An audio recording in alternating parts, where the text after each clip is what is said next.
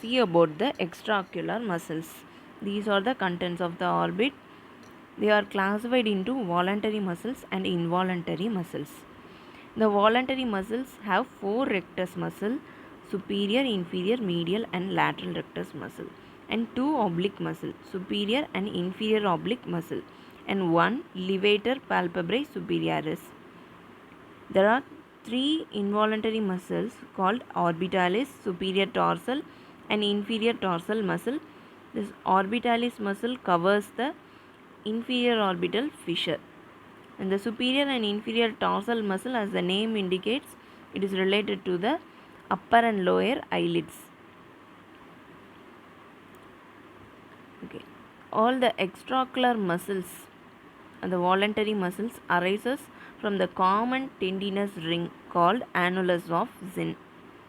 This ring divides the superior orbital fissure into three compartments we know, and the superior oblique arises supromedial aspect of the origin of the medial rectus. Similarly, the levator palpebrae superioris arises just above the origin of the superior rectus muscle. The levator palpebrae superioris, as the name indicates, it elevates the eyelid. It has three lamina. The upper lamina attaches to the anterior surface of dorsal plate, upper dorsal plate. It has skeletal muscle fibers.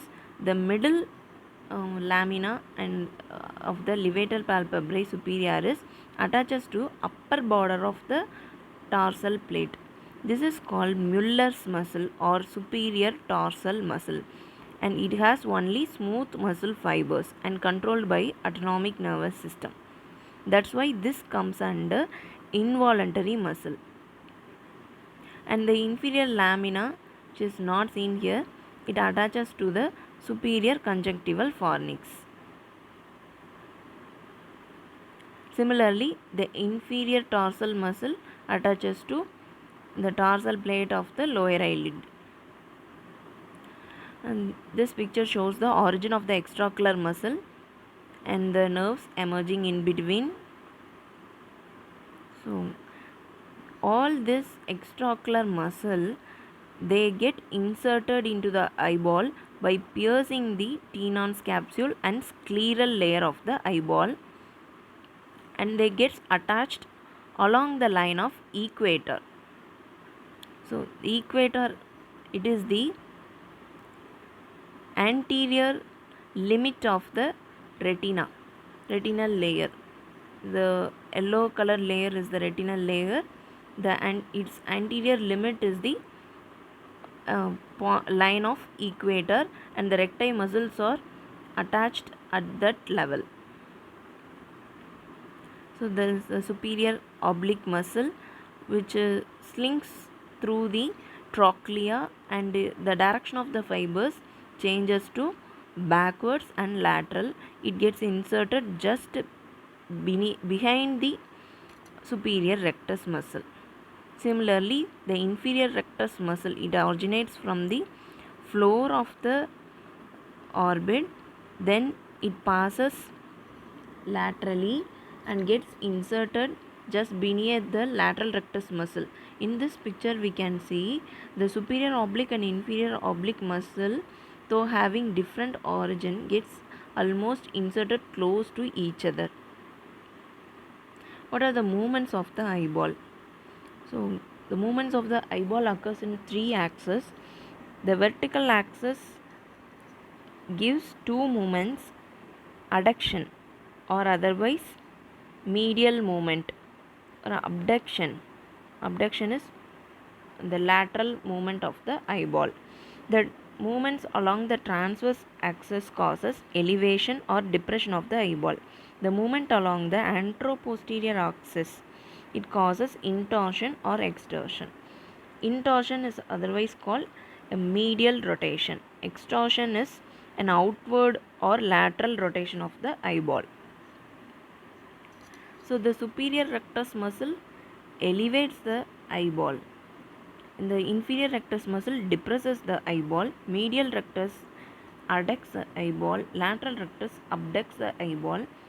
These are the some primary movements of the eyeball in the neutral primary position as we see in the picture. Apart from this, these muscles have some additional actions in the primary position. So we know that a muscle is pulled towards the point of origin. The insertion point of the muscle is pulled towards the origin during the contraction of a muscle. So with this we can see the attachment of the superior rectus here.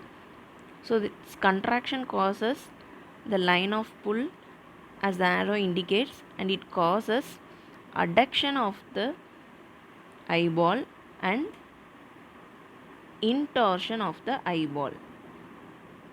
Okay. Similarly, the inferior rectus muscle, it has the same line of attachment like superior rectus but below the eyeball. So its contraction causes the line of pull as the arrow indicates, and it causes adduction of the eyeball and extorsion of the eyeball. Similarly, the superior oblique muscle, it initially it runs forwards medially and then changes its direction to backwards and laterally through the sling in the trochlea.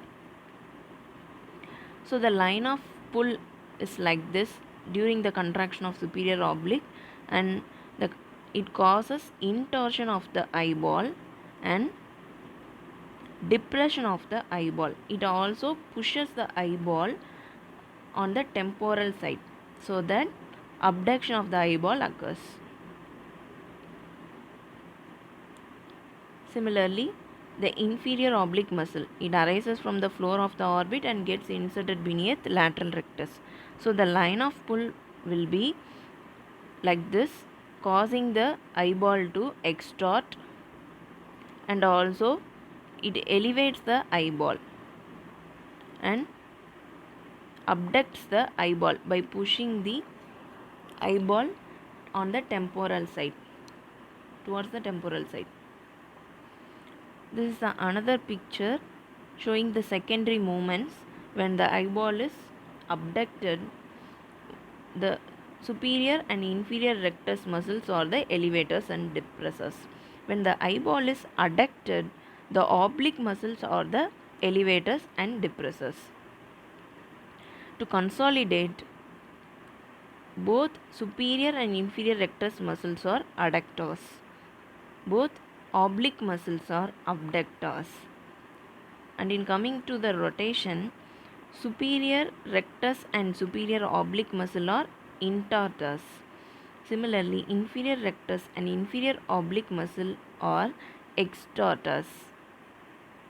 Apart from this, there are two more movements, that is convergence and divergence.